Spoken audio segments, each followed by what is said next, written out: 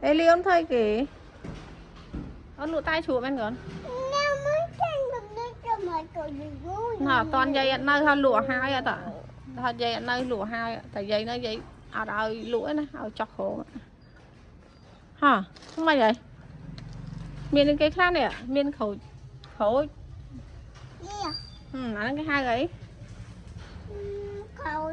Khẩu thôi cho bạch khẩu dạ keo. Hả?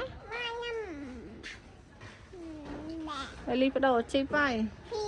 Này nè lụa khẩu cho ma. Lụa cái.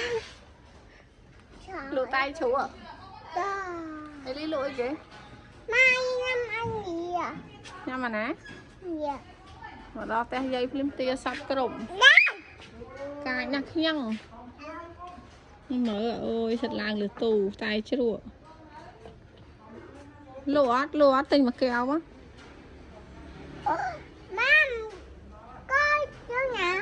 Vô mới tiền máu để khẩu vậy. Nó đã trâu sẵn. Cái thay tiền. Thay tiền còn thay tiền. Chơi lụa tạo. Nó kê hắn này cho bác cho mẹ nhiều mà lẹ trong tay. Mà đang thêm con mà chai. Lẹ bác là kê nắng. Hay ôn màu lụa được có màu lên nhá hả?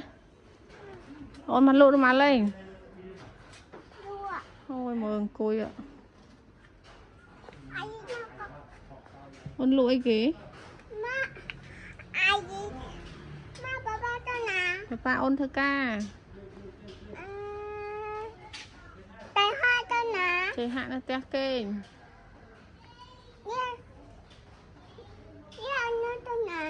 Ôn gấu kênh.